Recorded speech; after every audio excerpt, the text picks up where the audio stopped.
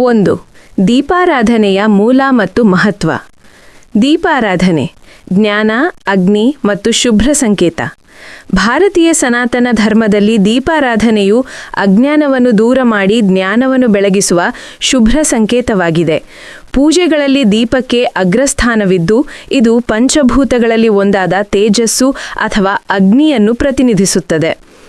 ದೀಪವನ್ನು ಹಚ್ಚುವುದರಿಂದ ಮನೆಯ ವಾತಾವರಣವು ಶುದ್ಧಗೊಂಡು ನಕಾರಾತ್ಮಕ ಶಕ್ತಿಗಳು ದೂರವಾಗಿ ಲಕ್ಷ್ಮಿಯ ಕಟಾಕ್ಷವೂ ಸದಾ ಇರುತ್ತದೆ. ದೀಪದ ವಿಧಗಳು ಮತ್ತು ಕುಳಿತುಕೊಳ್ಳುವ ನಿಯಮ. ದಿನವಿಡೀ ನಂದಿ ಹೋಗದೆ ದೇವರನ್ನು ಬೆಳಗುವ ದೀಪವೇ ನಂದಾದೀಪವಾಗಿದ್ದು, ಇಲ್ಲಿ ದೈವಿ ಪ್ರಭಾವದ ಶಕ್ತಿ ಹೆಚ್ಚಿರುತ್ತದೆ.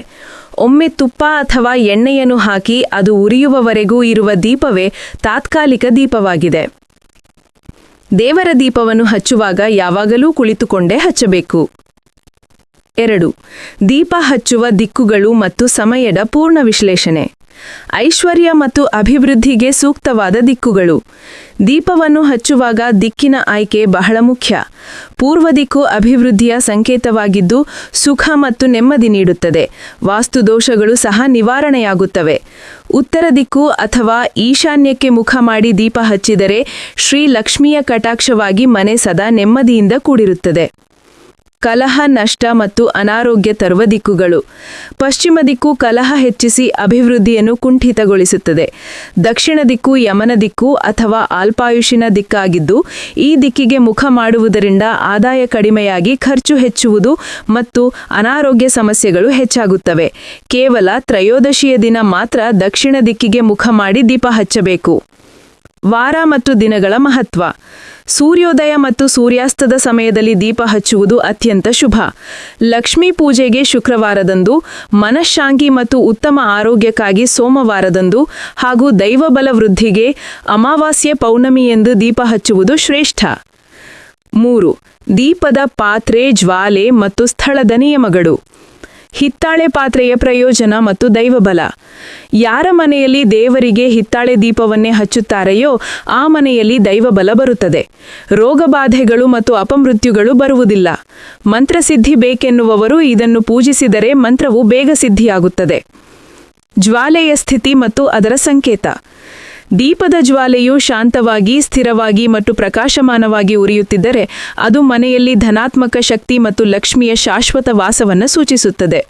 ದೀಪದಿಂದ ಕಪ್ಪು ಹೊಗೆ ಹೊರಬರುತ್ತಿದ್ದರೆ ಅಥವಾ ಜ್ವಾಲೆಯು ಆಗಾಗ್ಗೆ ನಂದುತ್ತಿದ್ದರೆ ಅದು ನಕಾರಾತ್ಮಕ ಶಕ್ತಿಯ ಸಂಕೇತ. ದೀಪ ಹಚ್ಚುವ ಸ್ಥಳ ಮತ್ತು ಶುಚಿತ್ವ. ದೀಪ ಹಚ್ಚುವ ಜಾಗದಲ್ಲಿ ಗಾಳಿಯು ಮಂದವಾಗಿದ್ದರೆ ಶಾಂತಿ ನೆಲೆಸಿರುತ್ತದೆ. ಗಾಳಿಯು ಜೋರಾಗಿದ್ದರೆ ಶತ್ರುಗಳು ಹೆಚ್ಚಾಗುತ್ತಾರೆ. ದೀಪವನ್ನು ಎಂದಿಗೂ ಬಾಯಿಯಿಂದ ಊದಿ ನಂದಿಸಬಾರದು, ಹೂವಿನಿಂದ ನಂದಿಸಬೇಕು. ಬಳಸಿದ ದೀಪದ ಪಾತ್ರೆಯನ್ನು ನಿಯಮಿತವಾಗಿ ಸ್ವಚ್ಛವಾಗಿ ತೊಳೆಯಬೇಕು. 4. ದೀಪದ ಎಣ್ಣೆ ಮತ್ತು ತುಪ್ಪದ ಸಮಗ್ರ ಆಯ್ಕೆ.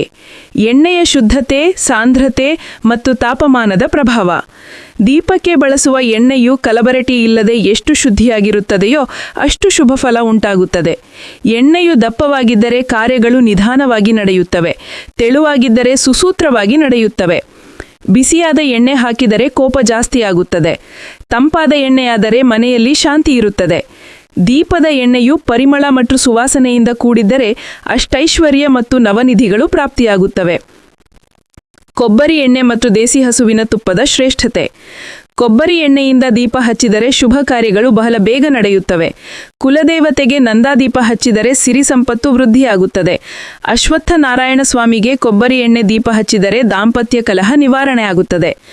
ಹೋಮದ ಪೂರ್ಣಾಹುತಿಯಲ್ಲಿ ರೇಷ್ಮೆ ವಸ್ತ್ರವನ್ನು ಈ ಎಣ್ಣೆಯಲ್ಲಿ ಬಳಸುವುದು ಅಷ್ಟನಿಧಿ ಪ್ರಾಪ್ತಿಗೆ ಕಾರಣ. ಎಲ್ಲ ದೇವತೆಗಳಿಗೆ ದೇಸಿ ಹಸುವಿನ ತುಪ್ಪ ಅತ್ಯುತ್ತಮವಾಗಿದ್ದು ಐಶ್ವರ್ಯ ಮತ್ತು ಆರೋಗ್ಯವನ್ನು ಹೆಚ್ಚಿಸುತ್ತದೆ. ಇತರ ತೈಲಗಳ ವಿಶೇಷ ಉಪಯೋಗಗಳು. ಎಳ್ಳಿನ ಎಣ್ಣೆಯನ್ನು ಶನಿದೇವರಿಗೆ ರೋಗ ನಿವಾರಣೆಗಾಗಿ ಮತ್ತು ಕಷ್ಟ ನಿವಾರಣೆಗಾಗಿ ಬಳಸಲಾಗುತ್ತದೆ. ಬೇವಿನ ಎಣ್ಣೆ ನರದೃಷ್ಟಿ, ಮಾಟಮಂತ್ರದಂತಹ ನಕಾರಾತ್ಮಕ ಶಕ್ತಿಯ ನಿವಾರಣೆಗಾಗಿ ಬಳಸಬಹುದು.